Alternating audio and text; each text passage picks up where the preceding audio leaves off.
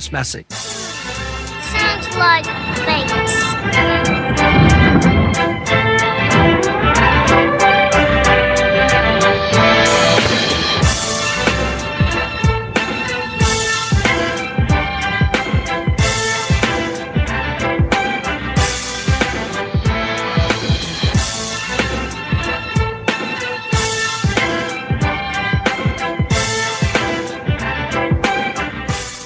Yo, what's going on, y'all? I want to thank you if you're tuning in. I'm your host, Paco, and you're listening to Occupy the Media. That's what we do best here. I want to thank you if you were tuning in to me earlier this morning. I know it's tough getting up early, especially over here on the West Coast at 7 a.m. in the morning. But anyways, I'm on every day from 10 a.m. to noon Eastern Time and 3 to 5 p.m. Eastern Time as well. And today is Wednesday, May the 9th. Don't forget to donate if you haven't to RonPaul2012.com. It's very important. We got to keep Ron Paul on the road. Okay, so in case you missed it earlier, we did talk about some headlines. Just to give you a little reminder, you guys could check it out. We do have the podcast back on RonPaulRadio.com. Scroll down and you can listen to any episodes you might have missed.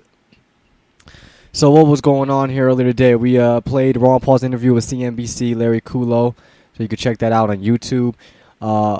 Romney basically takes a swipe at Ron Paul and says that cutting $1 trillion out of the deficit isn't going to help. It's going to make things worse. Sounding like Obama, basically.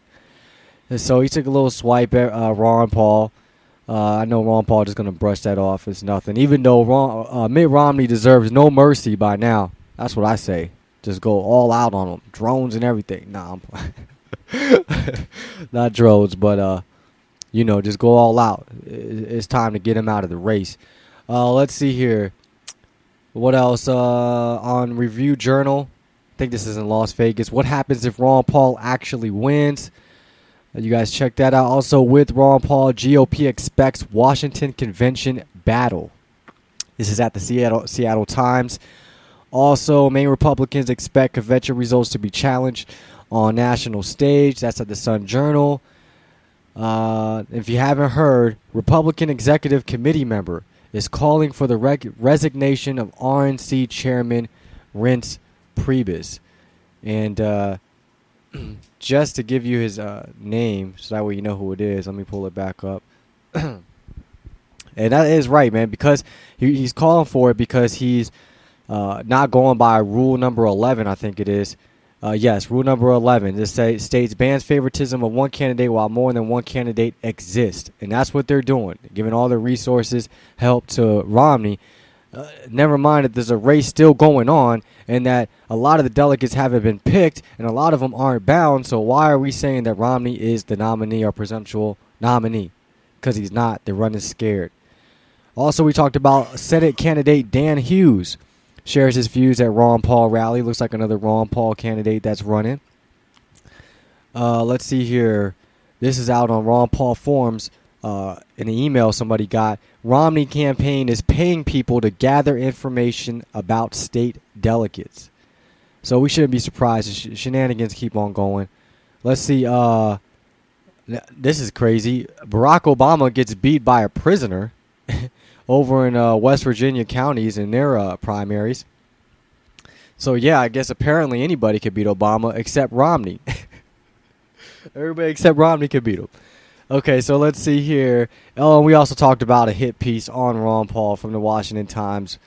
Lugar out, Romney wins, Paul elected king of Paulistan. So, yeah, talking a lot of nonsense. We went through that earlier. But, yeah, you guys can check that out at Washington Times. Leave your comments. Oh, I think he said he's going to delete your comments, actually. That's what they do. Always talk about we're a small number, but yet you always got to address the comments.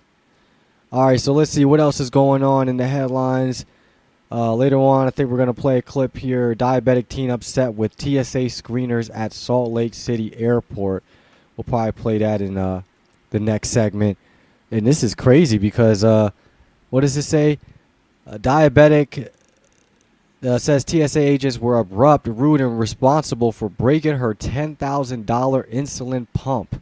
And she needs that to survive. Yeah, so down with the TSA, like Rand Paul saying. What else? It's in here in the headlines. In wake of Paul movement in Iowa GOP, donations slow down, staffer resigns. This is at Des Moines Register. Ron Paul is definitely making an effect, and the delegates we got so far are making an effect so much that the GOP is crying, y'all. They're crying to the media. They sound like little babies whining. We're going to jump into this article in a little bit. But yeah, it's crazy, man. They're upset because they're losing their power. Nobody wants to donate no more. No, it's none of your big ballers, none of your establishment folks that want to donate anymore.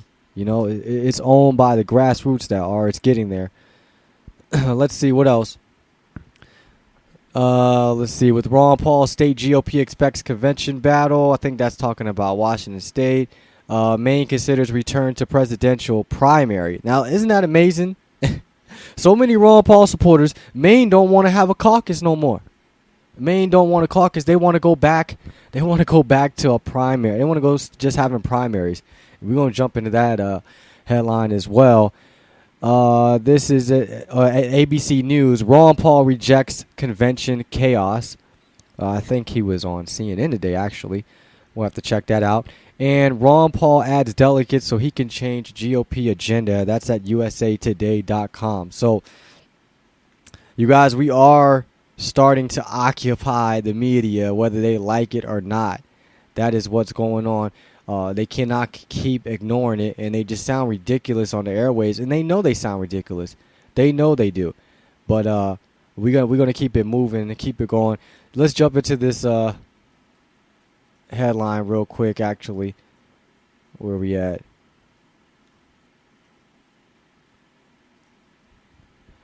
Okay. Over here crying about basically that their donations have slowed down. Let's see. And this is at Des Moines Register.com. And wake up Paul movement in Iowa GOP. Donations slow. Staffer resigns. Let's see here.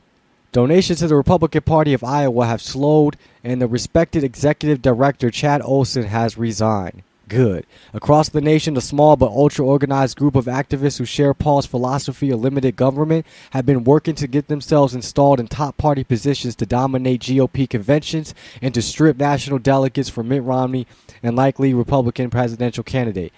Iowa is one of the first states to see an adverse reaction. GOP activists in Iowa said the fundraising dry spell for the state party doesn't necessarily equate into trouble for campaigns here.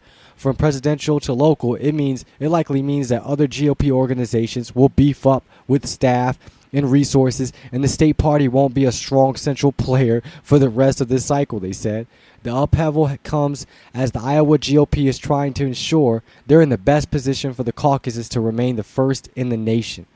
Olson is one of the best managers the party has ever had, several insiders said, and it's a serious loss to see him leave the fold. His last day is May 15th. You hear that? So you make sure you pull out a shot.